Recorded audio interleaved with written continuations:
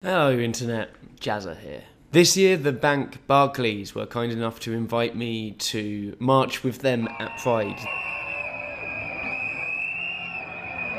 They're at the front of the parade and it was a really great opportunity to celebrate everything LGBTQ and plus. I love Pride. It's legitimately one of my favourite times of year, and it's especially an honour and a privilege to be in London, where the whole city shows its colours literally with storefronts and government buildings draped in rainbow colours to celebrate us. A lot of this is often criticised for being superficial, but frankly this year I didn't give a damn, because it was recently snapped back into focus for me how lucky we are to be in a city that is dripping in rainbows once a year. I was recently in Orlando, and it happened to be around the anniversary of the Pulse nightclub shooting, where a man with a gun entered into the club on Latin night and killed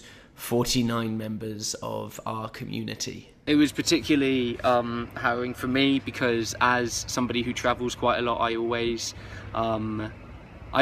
always go to the local gay bar of wherever I'm travelling. I've been to Orlando, I haven't been to the Pulse Club, but I could have really easily been one of the people in that venue that was shot, injured or killed. And friends of mine could have really easily been amongst the many that ended up losing their lives over the weekend. And it is somewhat selfish to be emotional about that particular fact that, I could have been affected by this. But it does bring it home. I had a very real physical reaction to the Pulse nightclub shooting, and it's taken me a while to kind of realise why this is, beyond the fact that it was an abhorrent attack on our community. I think it's because of this idea of space that we have created as gay, bi and trans people, a space that we are forced to create because society didn't, and in many cases still doesn't, accept us. That space was invaded and turned into a hellhole that night over a year ago in Orlando. A couple of weeks after I visited Florida, I was in Chicago and I decided to go to the world famous bar Roscoe's Tavern that's quite well known for putting on RuPaul's Drag Race screenings. I had a brilliant time.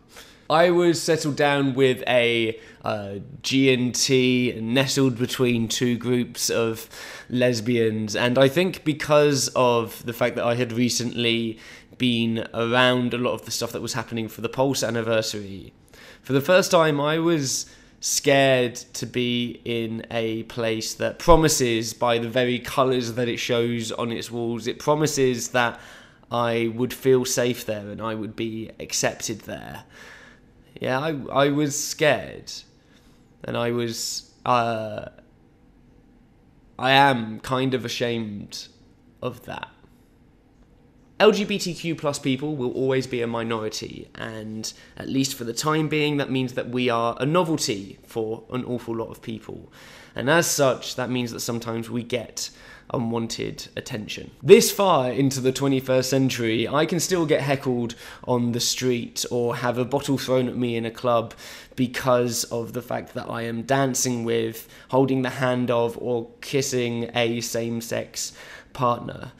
Things are changing, but frankly, the only places that I feel safe and I can throw off all of those shackles are in things like queer clubs and pride parades. These spaces are places where we can be normal in how extraordinary we are, which is why we need to, in the face of everything, continue to march, continue to build and support our communities and celebrate being a goddamn minority.